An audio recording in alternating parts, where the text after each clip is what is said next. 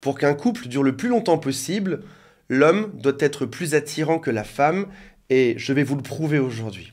On parle de la balance de l'attirance. En gros, c'est dans un couple, on devrait être autant amoureux l'un que l'autre, pile au même niveau pour que ça fonctionne. Sauf qu'en réalité, c'est assez rarement le cas. L'un des deux est toujours vu comme étant supérieur et l'autre comme étant inférieur. Celui qui est en dessous adore ou il vénère celui qui est au-dessus. Et tu pourrais penser qu'il faut être dans la position supérieure, en gros, d'être celui qui est vénéré. Sauf qu'en réalité, la place que tout le monde veut, c'est celle du dessous. Tu veux être celui qui adore son partenaire. C'est peut-être surprenant, mais tu veux toujours être celui qui est le plus amoureux que l'autre, contrairement à ce que tu penses. Aujourd'hui, ce que je te dis, c'est que l'homme doit faire le sacrifice d'être celui qui est le plus attirant. Un couple fonctionnera mieux dans cette position lorsqu'il a la pire des deux places. En gros, c'est lorsqu'il trouve une femme qu'il ressentirait comme étant d'un rang un peu inférieur à lui. Je vous donne l'explication dans un instant. Avant de démarrer, si vous souhaitez, abonnez-vous à cette chaîne. Il y a aussi un quiz qui s'appelle « Combien de temps durera ton couple ?» qui est juste sous cette vidéo. Et si vous le souhaitez, appelez-moi. Il y a un lien pour m'appeler juste en dessous. Je vais vous donner 3 arguments pour vous prouver que ceci est vrai. Toute première statistique, qui est extrêmement factuelle, les femmes sont à l'origine de la décision du divorce à 75% des cas. Il y a plein d'explications sur plein de sites de psychologie. On ne va pas trop rentrer dans le détail, mais je vais quand même vous les lister.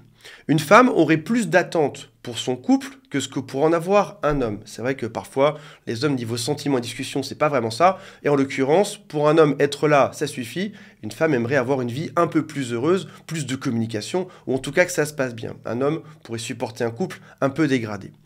Une femme serait aussi plus sensible aux problèmes relationnels, là où un homme peut juste s'en foutre et dire « pas grave, on verra plus tard ». Depuis quelques décennies, une femme qui est dans un couple abusif n'a pas non plus l'obligation financière de rester dedans. Elle peut décider d'en partir. Et puis, il faut être aussi réaliste.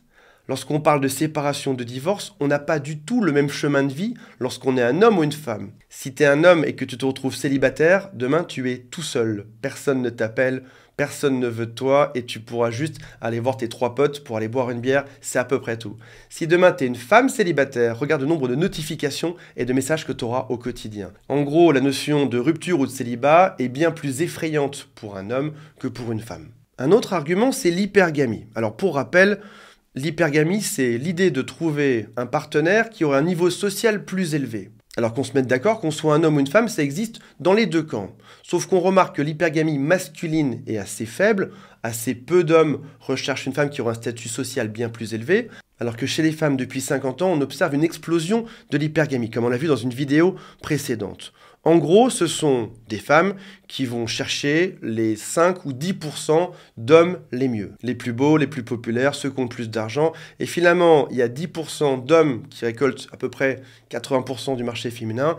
Et le reste, on arrive dans ce qui s'appelle les hommes invisibles qui n'ont accès absolument à rien. Alors, cette tendance à l'hypergamie en 1950 n'existait quasiment pas. On cherchait une personne qui était à peu près à son niveau social.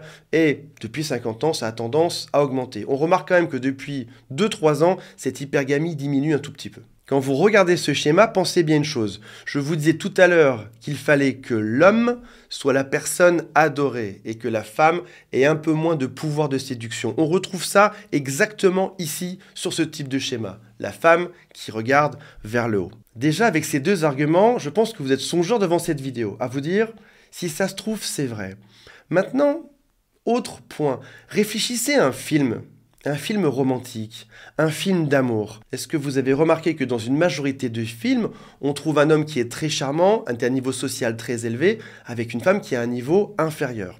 Je vous donne des exemples de films récents. Alors, je ne dis pas que c'est le cas dans tous les films, mais dans les plus grands films, en tout cas, de notre culture, depuis les 10 dernières années, 20, 30 ou 40, on retrouve l'homme extrêmement fort, extrêmement adoré, et une femme qui vient l'admirer. Que ce soit dans des classiques comme Pretty Woman, 50 nuances de gris, Bridget Jones, on est toujours dans ce même schéma. Une jolie fille un peu perdue dans sa vie qui rencontre un homme merveilleux ou extrêmement riche ou extrêmement populaire. Peut-être même que dans votre entourage, vous voyez ce genre de choses. Lorsque l'homme est extrêmement puissant, extrêmement admiré par sa femme, le couple durera plus longtemps. J'ai hâte de lire vos commentaires pour savoir si vous êtes d'accord avec cette théorie ou si au contraire vous pensez que ce n'est pas du tout le cas. Et on se retrouve prochainement. Salut à tous, bye.